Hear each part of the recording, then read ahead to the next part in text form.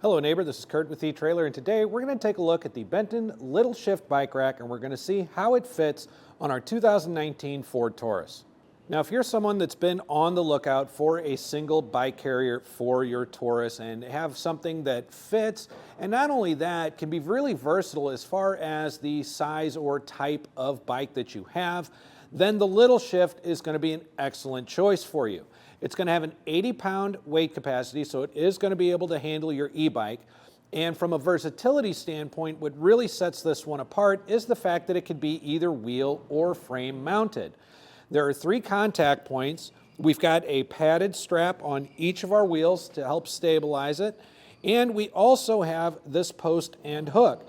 And the cool thing about it is we've got it wheel mounted now, which is really the most popular way for people to do this. But if you have a bike with fenders, you're going to have that moved to the frame, in which case you could simply lift up, remove the hook, move it back here to the frame, and secure it that way.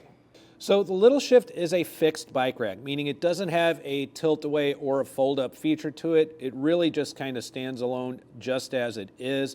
It's going to be a powder-coated steel, so it's going to be great as far as that corrosion and rust resistant goes. And even though it's made of steel, it only weighs in at 25 pounds, so it's actually really easy to handle. A couple other features that it does have these prefabricated loops that you could run your cable lock through. That way you can keep your bike secure onto your bike rack. And there is a D-shaped anti-rattle pin and clip that comes with it. So let's see how it fits onto the Taurus itself. Now it does fit a little bit close.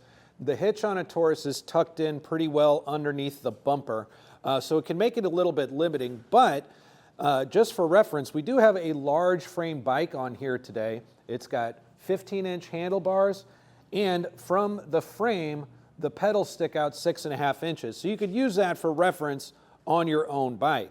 But as you can see, we've actually got some good room here in between the vehicle and the bike. Even on a rougher terrain, if you're going down a rougher road, we're really not in any danger of our pedal making contact back here with the vehicle.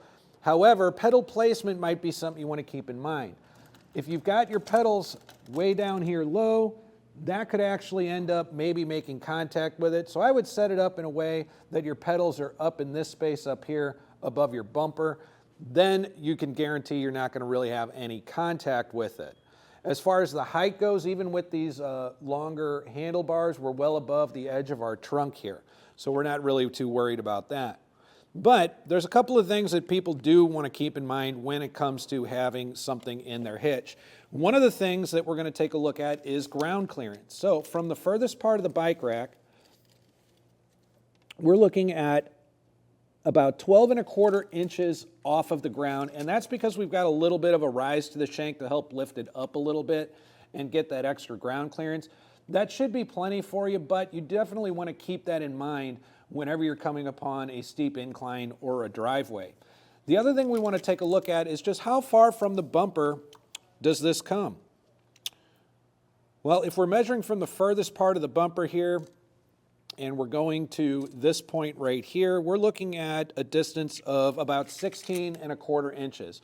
So keep that in mind whenever you're backing into a tighter space or trying to parallel park. Reason being is while you have a bike on here, your rear view camera, which is located just under the logo on the trunk, there is going to be some obstruction to that. So while you might be able to judge it pretty well, it's a good idea to know that you've got a bit over a foot back here that you're going to have to account for. Now, as far as you handling your bike with the rack, the wheel cups here end up being about 16 inches off the ground. And remember, it does have an 80-pound capacity. So make sure that you're comfortable lifting your bike up and down from that weight. But if I was going to go ahead and remove the bike, the first thing I'd want to do is remove my wheel straps, which I'll just depress that button and feed it through the spokes and out the other side. We'll come around here and do the same thing to the front. Depress the button, it'll release, and just bring it up and through the other side. At this point, what I'll do is go ahead and depress the button here on my hook. I'm going to lift the hook on the post up out of the way and clear the wheel. Now I can get my bike down easily. Again, it's only about a 16-inch ground clearance for that wheel cup, but now I'm ready to go out and hit the trail. Now, with the bike removed, we're going to have that full visibility out of our rear view camera. No obstruction there. And while the bike rack only weighs 25 pounds, that makes it really easy to take in and out of your hitch and store in the garage if you need to. But if you're riding often enough, this doesn't leave that big of a footprint to where you can't just let it live in the hitch if the main reason for your hitch is for the bike rack anyway. And one last really neat feature about the LittleShift is this step pad right here. Now this has a grip to it so you can stand on it. If maybe you're using a roof rack and you've got something taller up there you need to adjust, you could always use it for that. On the Taurus, I don't think that that's going to be as much of a factor, however. But the other thing you can do is go ahead and take a break in between rides and have a seat if you need to. It's going to be perfectly fine for something like that. But if you've got any questions after watching this video about the LittleShift and how it's going to work with your Ford Taurus, go ahead and leave those in the comments below. We'd love to answer those for you and share those answers with other neighbors just like you so they can make the best decision for themselves. Once again, this is Curt with eTrailer. Thanks for stopping by.